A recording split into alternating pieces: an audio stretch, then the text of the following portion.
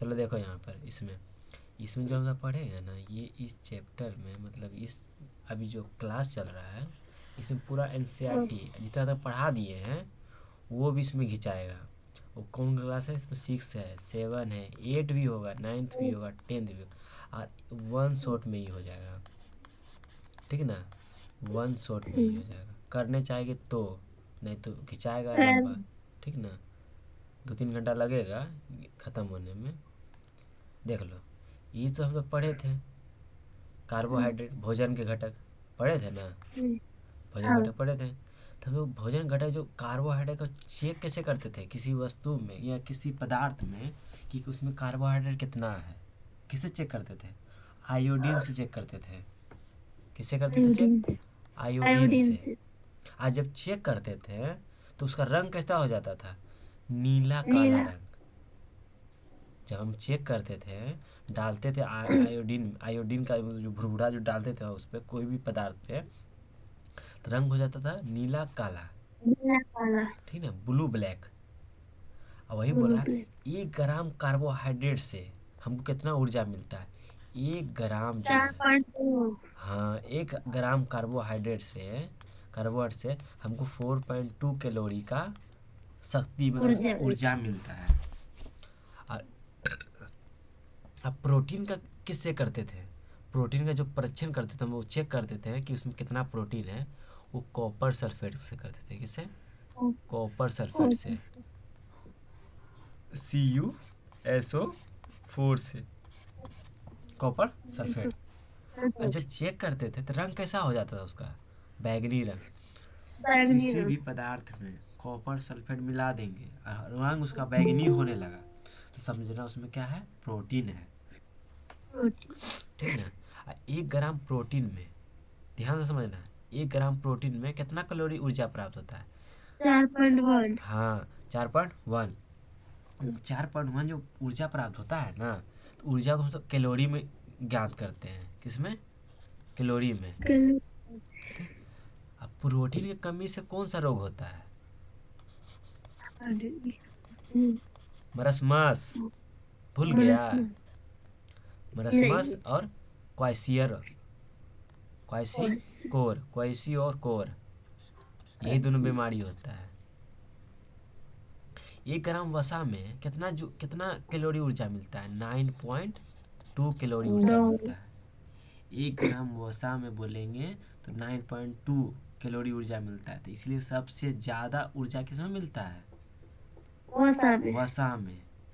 और उसके बाद कार्बोहाइड्रेट में, उसके बाद प्रोटीन में। ठीक। ऐसे तो बोलिएगा सबसे ज़्यादा ऊर्जा किसमें मिलता है? इसमें वसा में। ठीक ना। और तुरंत ऊर्जा कौन देता है हमको? ग्लूकोज। हाँ। तो यह शरीर के लिए अपचायक क्रिया एवं रोगों से बचाने से सहायता करता है। विटामिन जो है, यहाँ विटामिन होना चाहिए था।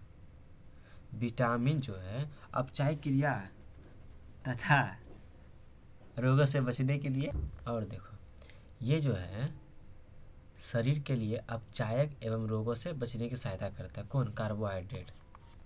ठीक। अब विटामिन 2 प्रकार का होता है।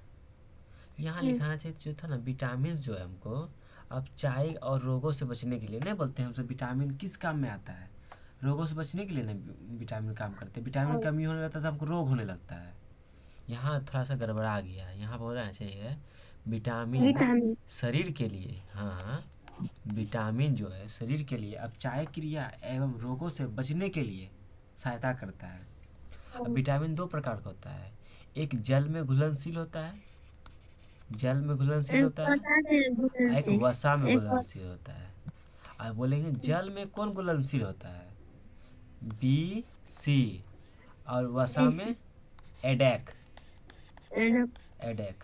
एक मिनट ना, बोलेंगे जल में घुलनशील एडेक, जल में घुलनशील एडेक, और वसा में घुलनशील वसा में घुलनशील हाँ जल में घुलनशील BC, और वसा में घुलनशील एडेक, एडप एडेक, एडेक, ठीक ना। एडप और वसा में घुलनशील विटामिन यकृत में क्या होता है, संचित होता है, मतलब जाके यकृत में क्या होता है, रह जाता है। यकृत को इंग्लिश में क्या बोलते हैं, लीवर। लीवर और संचित मतलब इकट्ठा रहता है, ठीक। अब देखो विटामिन और स्रोत। अब विटामिन बी जो है इसको बोलते हैं कॉम्प्लेक्स, क्या बोलेंगे, कॉम्प्लेक्स, कॉम्प्लेक्स विटामिन कॉम बी कॉम्प्लेक्स। अब देखो ई जो है इसका स्रोत कहाँ कहाँ से है, पहले तो अंडा है, मछली मछली है, दूध दूध है है मक्खन और मक्खन है। दूध कौन है, मक्खन है। पहले देखो विटामिन बी कॉम्प्लेक्स का स्रोत कौन सी, अंडा है, मछली है और दूध है दूध मक्खन और मक्खन। ये सब में फैट भी ज़्यादा पाया जाता है, ठीक ना। हाँ इसे विटामिन बी कॉम्प्लेक्स। अब vitamin B, vitamin vitamin A जो है, यहाँ ए नहीं होगा, यहाँ सी होगा। क्या होगा यहाँ, विटामिन सी। सी विटामिन सी में स्कर्विक रोग होता है। विटामिन सी की कमी से हाँ कौन सा रोग होता है, स्कर्विक स्कर्विक रोग रोग। जिसे भी विटामिन सी की कमी है उसको कौन सा रोग होता है, स्कर्विक रोग स्कर्विक रोग। और ये ज़्यादातर किसमें होता है, जो दूध नहीं पीते, मतलब जो दूध नहीं, खट्टा जो नहीं जो खाता है, दूध खाता है सर उसी को होता है स्कर्विक रोग खाली दूध खाता है, हाँ और मांस खाता है नहीं खाली मांस और दूध। हाँ वही तो देखो खट्टा जिसमें नहीं, जो खट्टा नहीं खाता है ना, कभी भी खट्टा नहीं खाया है, उसको स्कर्विक रोग होने का संभावना होता है। ये देखो अब स्कर्विक रोग होता है कैसे है, मसूड़े में खून आना, मसूड़े से खून निकलना, घाव में भरने में अधिक समय लगना, ये सब क्या है, स्कर्विक रोग का एक संकेत है। यहाँ लिख देते इसको सी बना देते, नहीं तो गलत का हमेशा लगेगा, ठीक। मसूड़ों से खून निकलना, घाव में भरने में अधिक समय लगना, ये सब, हाँ ये सब क्या चीज़ का संकेत दिखा रहा है, इसमें विटामिन सी की कमी है। दूध में केवल विटामिन सी और फाइबर को फाइबर को छोड़कर सभी चीज़ मिलता है, सभी पोषक तत्व मिलेगा दूध में। दूध में जो है ना विटामिन सी और फाइबर मतलब रेशा। रेशा किस में पाया जाता है, आम में। ये दोनों नहीं पाया जाता किस में, दूध में। और सभी तत्व मिलेगा, देख लो विटामिन सी और फाइबर को छोड़कर सभी पोषक तत्व भोजन को, ये पोषक तत्व पाया जाता है किसमें, दूध में। आज के बाद याद रखना कि दूध में विटामिन सी और फाइबर को छोड़कर सभी चीज़ पाया जाता है, ठीक। भोजन जब पकाते समय ना कौन सा नष्ट हो जाता है, विटामिन बी, विटामिन बी और विटामिन सी, ये दोनों नष्ट हो जाता है। जब भोजन को हम लोग धोते समय क्या विटामिन बी नष्ट हो जाता है। और अब पकाते समय विटामिन सी। तो विटामिन सी क्या है, खट्टा पदार्थ है, वो खट्टापन क्या हो जाता है, ये खत्म हो जाता है धीरे धीरे पकाते हैं तो भोजन को। और ये निम्नलिखित में से पोषक तत्व दूध में नहीं पा होता है, बताओ ऐसा, इसमें से बताओ कौन नहीं होता है, थोड़ा सा पहले पढ़े हैं। विटामिन सी हाँ विटामिन सी नहीं पाया जाता है, वही बोला, निम्नलिखित में से कौन सा पोषक तत्व दूध में नहीं होता है, विटामिन सी नहीं होता है, ठीक। आगे जाते यहाँ लिख देते सी, ठीक। आगे अब देखो बोला निम्नलिखित में से कौन सा असत्य है, अब बताना, असत्य बताना इसमें से, इसमें क्या बताना, असत्य। विटामिन ए त्वचा और आंखों को स्वस्थ रखता है, सही है ये, हाँ रखता है। विटामिन बी वन घाव भरने में सहायता करता है, नहीं करता हाँ है, करता है। हाँ अब विटामिन सी रोगों को लड़ने में सहायता करता है, हाँ करता है। विटामिन डी हमारे अस्थियों और दांतों के लिए कैल्शियम का उपयोग करने में हमारे शरीर की इसकी सहायता करता है। बट हाँ ये हाँ। पर डाउट लग रहा है, ये गलत है। विटामिन सी नहीं होता है। विटामिन सी घाव भरने, विटामिन बी होता है सर। नहीं नहीं, विटामिन सी जो है ना, ये घाव घाव भरने भरने घाव में भरने खाता होता है। मदद करता है। विटामिन बी वन नहीं। अभी थोड़ी देर पहले पढ़े थे, देखो यहाँ क्या लिखे हैं। विटामिन सी की कमी से घाव भरने में अधिक समय लगता है। जिसके शरीर में विटामिन सी कमी है, उसको घाव भरने में अधिक समय लगता है। आज विटामिन सी रहता है ना शरीर में, वो तुरंत भर जाता है घाव। वही मैं बोल रहा है, विटामिन सी घाव भरने में सहायता करता होता है। यहाँ लिखा है विटामिन बी, गलत है। ऑप्शन ये हुआ सही। ठीक। अब अगला देखो, बोले आयोडीन की कमी से कौन सा रोग होता है। घेंघा। हाँ, घेंघा। अब विटामिन सी के अभाव से कौन सा रोग होता है। Vitamin bayberry. सी कौन सी होता स्कर्वी। है। स्कर्वी एस्कर्वी के अभी स्कर्वी। अभी तो थोड़ा पहले पढ़ा था ना कि बाघों का इससे ही जानवर शेर वगैरह होता है। कौन सा, स्कर्विक। आगे चलते हैं। अब बता, वो खनिज जो अस्थियों के लिए आवश्यकता है। क्या लो, वह खनिज जो अस्थियों की आवश्यकता है, मतलब अस्थियों के लिए आवश्यकता है। कैल्शियम। कैल्शियम। हाँ। पोषक जो हमारे शरीर की वृद्धि और अनुसरण के लिए आवश्यक है, क्या है, प्रोटीन। प्रोटीन। हाँ। अब पकाने में कौन से विटामिन नष्ट हो जाता है। Vitamin C vitamin C. नष्ट हो जाता है। और अब बताओ, खा पकाने समय, अब पकाने समय जब बोल दे विटामिन सी, और धोते समय vitamin B. Vitamin B. B. नहीं, बी। Vitamin B. वही तो बोले सर, विटामिन बी। तो हमको लगा विटामिन डी बोल रही है। धोते समय विटामिन सी, ये विटामिन डी, ये सॉरी विटामिन बी। और विटामिन बी। हाँ और पकाते समय विटामिन सी। हाँ, एकदम सही है। चलो आगे चलते हैं। अब देखो, वस्तुओं का समूह बनाना, ठीक है।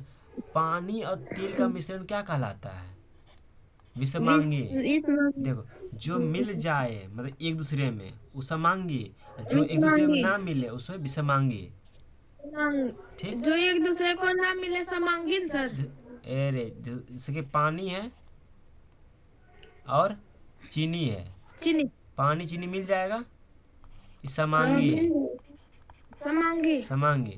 और तेल और पानी ले लो, तेल तेल पानी और कभी पानी मिलेगा ऊपर कभी में एक दूसरे से। तैरेगा। हाँ। ऊपर में तेल रह जाएगा सर। हाँ, ये हो जाए विषमांगी। विषमांगी। ठीक। आगे चलते हैं।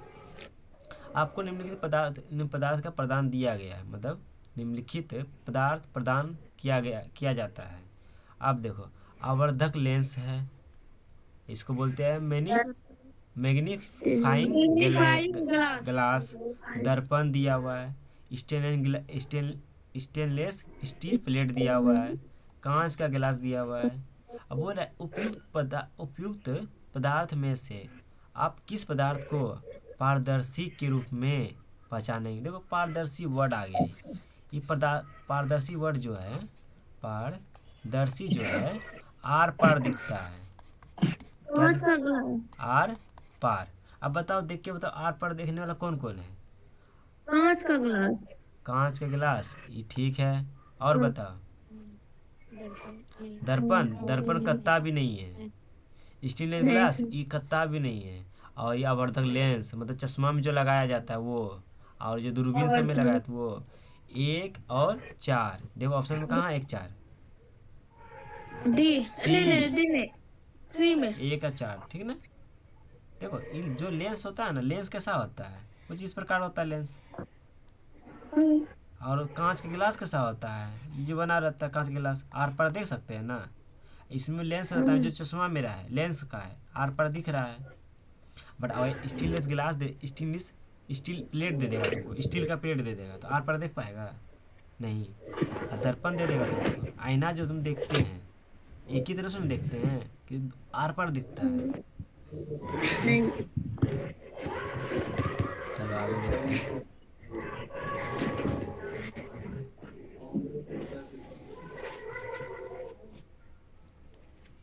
अब देखो यहाँ पदार्थ का पृथक्करण। ये जो पृथक्करण मतलब क्या होता है? अलग करना। अलग अलग अलग। अलग करना। इसमें हम क्या किस चीज़ के हाँ बारे में बात करेंगे?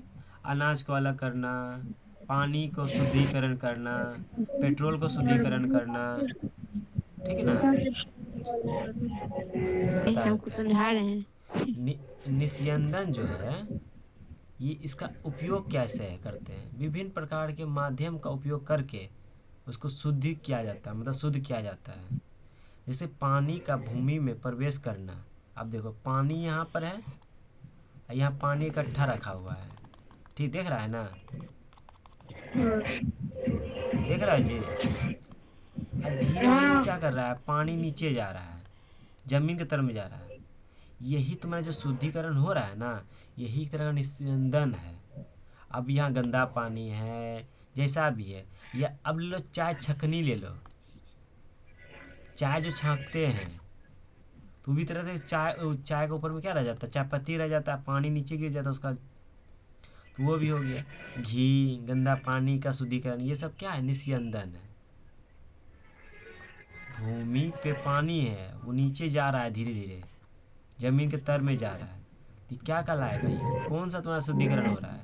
निस्यंदन हो रहा है। अब बोलो तुम लोग भी जोर से, जब तक बोलेगा ना तो याद नहीं होता है। अब आगे चलते हैं। आसवन। आसमान आसवन। अब बोलेंगे, अब बोलेंगे पेट्रोल को, और अब पेट्रोल का शुद्धिकरण कैसे करते हैं? आसमान विधि नहीं, प्रभावी आसवन। प्रभावी आसवन। प्रभावी आसमान, उससे प्रभावी प्रभाव डाल डाल आस के पेट्रोल ये जो है लगाते ना, हैं। इसमें जो है पेट्रोल का और वायु का शुद्धिकरण होता है। अब बोलेंगे कितना क्वथनांक पे? जिस पदार्थ के क्वथनांक में कम से कम अंतर 25 25 से से 30 डिग्री 30 डिग्री सेल्सियस सेल्सियस का हो तब होगा सेल्सियस शुद्धिकरण। और आसवन में केवल बोलेंगे आसवन। हे रे, किसका गाना बज रहा है? उसको पहले म्यूट। शादी हो रहा है सर बगल में। अब देखो आसवन जो बोलेंगे ना, आसवन में क्या करते हैं? समुद्री जल का शुद्धिकरण करते हैं। याद रखना मेरा भाई, इसमें सिंपल सिंपल बात है। निस्यंदन बोलेगा तो जब पानी जमीन तक जाएगा, चाहे छकनी से छाँकेंगे, ठीक है ना? और आसवन बोल देगा समुद्री जल का शुद्धिकरण करना है। समुद्री जल का जो शुद्धिकरण, जो पानी का शुद्धि करते हैं ना, उसको आसवन बोलेंगे। आज जो आप पेट्रोल का और पानी का वायु हवा का जो शुद्धिकरण करेंगे वो आसमान हाँ, प्रभावी आसवन। आसमान काम खत्म। ज़्यादा इसमें दिमाग नहीं लगाना है। अभी 50 बार इसको पढ़ना है। दूध में कॉर्न फ्लैक्स का मिश्रण किस विधि से अलग किया जाता है? देखो, सुनिए ना निस्यंदन एक विधि बात, से। कौन विधि से? इसके अंदर भी हाँ, एक बात कॉर्न सुन लीजिए पहले पहले। फ्लैक्स। भाजी आसमान जिससे होता है ना, तो उसको पेट्रोल को कितना डिग्री से कितना गर्म किया जाता है, उसको 25 से 30 डिग्री के बीच में उसको कितना में गर्म किया जाता है, तब पेट्रोल और शुद्ध वायु को शुद्ध किया जाता है। आगे पढ़ो। जैसे पेट्रोल, आगे। दूध में कार्न प्लेटिक्स का कॉर्न मिश्रण, फ्लैक्स। कॉर्न कॉर्न फ्लैक्स का मिश्रण उसमें है पहले से, उसको अलग करना है। तो किस विधि से अलग करेंगे?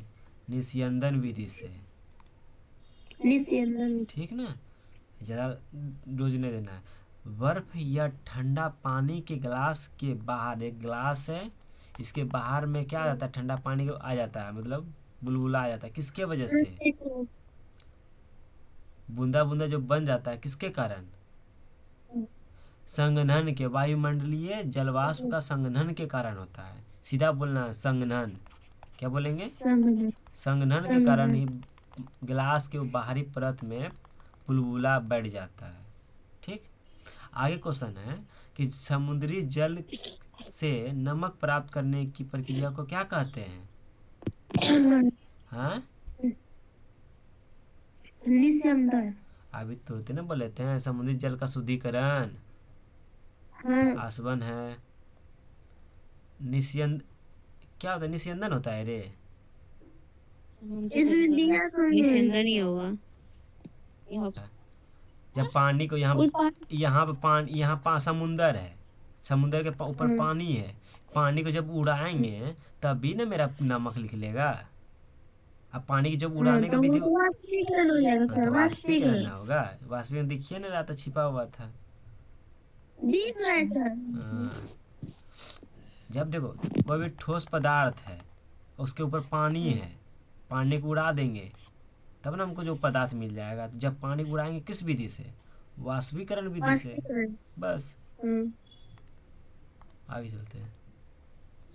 पत्ती, ये पत्ती है, पत्ती में छोटा छोटा छेद है, उसको क्या बोलते हैं?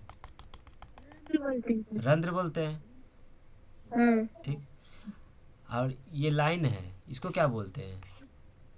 उसको सिरा बोलते हैं। सिरा बोलते हैं। पत्ती का रंग हरा किसके वजह से होता है? क्लोरोफिल के कारण होता है। ठीक।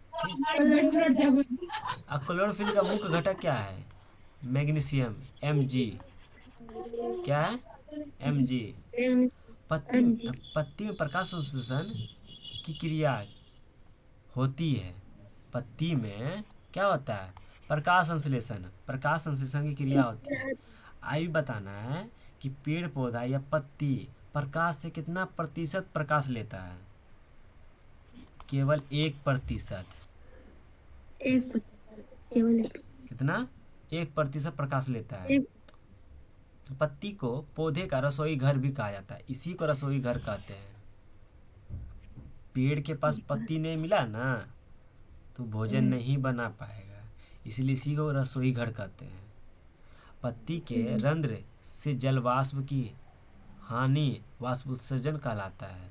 अब इसी से वाष्प उत्सर्जन होता है, जल का निकलता है ना जल, इसी से उत्सर्जन होता निकलता है, तो इसलिए उसको बोलते हैं जल वाष्प की हानि होती है, इसलिए बोलते हैं वाष्प उत्सर्जन, वाटर वेपर। ठीक। अब आते हैं फूल के पास। पुष्प यह पौधा का मुख्य जनन अंग है। ये जो है ना फूल, फूल क्या है? पुष्प का, पुष्प जो है पौधे का जनन अंग है। फूल नहीं होगा ना, समझो जनन अंग उसका कुछ है ही नहीं है। ठीक ना। फूल एक ही मुख्य जनन अंग है। फूल से ही दूसरा उत्पन्न हो सकता है, बनेगा। इसमें सबसे नीचे का जो होता है ना उसको क्या बोलते हैं? बाह्य दल, बाह्य दल पुंज। सबसे जो नीचे में जो होता है बैठा हुआ तरह, ऐसे इस तरह पर कर रहता है। मतलब देखो, मान लो फूल है, फूल है ना, इसके जो नीचे में बैठा हुआ है ऐसे प्रकार का है, इसी को बोलते हैं बाह्य दल पुंज। सारा खेल इसी का है। इसी में आके कोई कीड़ा मकोड़ा गिर जाता है तब जनन होने लगता है, तो यही बाह्य दल पुंज होता है, जिसमें क्लोरोफिल पाया जाता है। अब बोलेंगे क्लोरोफिल पुष्प में कहाँ पाया जाता है? बाह्य दल पुंज में। ठीक, बाह्य दल पुंज में। बाह्य दल पुंज के बाद दल पुंज होता है। बाह्य दल पुंज के बाद क्या होता है? दल पुंज होता है, जो विभिन्न रंग का होता है। अब बोलेंगे कैसा कैसा होता है? विभिन्न अलग अलग रंग का होता है। मादा जनन भाग कौन कौन है? अंडाशय, वर्तिका और वर्तिकाग्र। क्या है? बोलो, बोलो तुम सभी।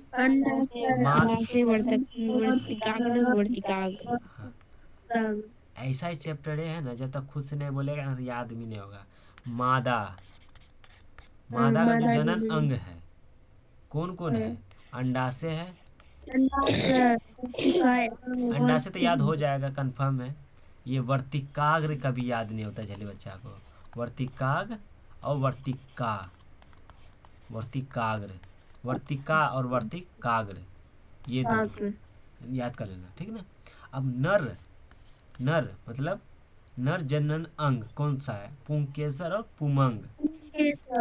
पुंकेसर और पुमंग कौन कौन है? पुंकेसर और पुमंग। नर जनन अंग बोलेंगे तो पुंकेसर और पुमंग। क्वेश्चन आएगा आगे में, इसलिए भी याद कर लेना। तो इस तरीके से। हाँ, इसको बोलते हैं इसमें होता है स्त्री के हाँ समय। मादा जनन को। हाँ हाँ मादा जनन की स्त्री के सर। हाँ। चलो आगे देखो। तना का प्राथमिक कार्य नहीं है। तना का प्राथमिक कार्य नहीं है। कौन नहीं, क्या नहीं है? प्रकाश संश्लेषण करने का क्रिया उसको नहीं है। ये प्राथमिक क्रिया किसके पास है? ये पत्ती के पास है। प्रकाश संश्लेषण जो है प्राथमिक क्रिया पत्ती का है, ये तना का नहीं है। तना का, और तना का जो बीच में तुम बोलो रे निशु, ये जो इसको हाँ इनका जो वृद्धि होता है, इसका वृद्धि कौन करता है? मान लो ये तना किसका? है, तना है, तना के बीच में दो गट्ठी है, हाँ इसका जो वृद्धि करना है। विभाज्य ये शीर्षीय। अंत विभाज्य। शीर्ष मतलब बढ़ना, बढ़ेगा। ठीक, अब आगे में जो आगे पढ़ेंगे। प्रकाश संश्लेषण के लिए क्या आवश्यक है? सूर्य जरूरी है, क्लोरोफिल भी चाहिए, और CO2 चाहिए, और क्या चाहिए? पानी चाहिए। पहले एक फार्मूला लिखो, पहले प्रकाश संश्लेषण का फार्मूला क्या होता है? CO2 plus H2O। ये क्या करता है? प्रकाश संश्लेषण में क्रिया करता बनाता है क्या? C6H12O6 प्लस O2, ये ना बनाता है। फिर हाँ H2 बनता है, ऐसे नहीं, H2 तो O2 है, ये गया, ये कुछ बनाता है। देखो इसमें क्या किया है? ये कार्बन डाइऑक्साइड है, और ये हाइड्रोजन है, और ऑक्सीजन है, और क्लोरोफिल भी रहता है इसमें, क्लोरोफिल भी रहता है। और क्या बना दिया? ग्लूकोज। ग्लूकोज। अब बोलेंगे मुख्य उत्पाद क्या मिला हमको जब ये कार्बन डाइऑक्साइड प्लस H2O का प्रकाश संश्लेषण और क्लोरोफिल की प्रेजेंट में, उपस्थिति में हम रिएक्शन करवाएं, तो हमको क्या मिला? ग्लूकोज। और ग्लूकोज क्या है? मुख्य उत्पाद है। हमको ग्लूकोज ही चाहिए था, इसीलिए हम ये रिएक्शन करवाएं, तो हमको मुख्य उत्पाद क्या मिला? ग्लूकोज। ये ऑक्सीजन तो बाद में मिला, ऑक्सीजन का हमको उतना काम नहीं है, हमको काम ग्लूकोज का है, इसलिए इसको मुख्य उत्पाद बोलेंगे। ठीक, अब वही पूछ रहे थे क्या क्या? प्रकाश चाहिए, क्लोरोफिल चाहिए, और पानी चाहिए, और कार्बन डाइऑक्साइड चाहिए। 1 2 3 4 देखा है यहाँ पर। यहाँ से प्रकाश, क्लोरोफिल, कार्बन डाइऑक्साइड और पानी, 4 चीज़ है, मिला। प्रकाश संश्लेषण में मुख्य उत्पाद क्या है? मुख्य उत्पाद कार्बन डाइऑक्साइड है। तो ग्लूकोज क्या है जी? मुख्य प्रोडक्ट है, उत्पाद है, उत्पाद। तो कार्बन डाइऑक्साइड क्या है यहाँ जो दिया है? उससे मिलता है। प्रकाश संश्लेषण का उप उत्पाद क्या है? ऑक्सीजन। एक मिनट, रुक। मुख्य उत्पाद है CO2। CO2 से हमको क्या मिलता है? ऑक्सीजन।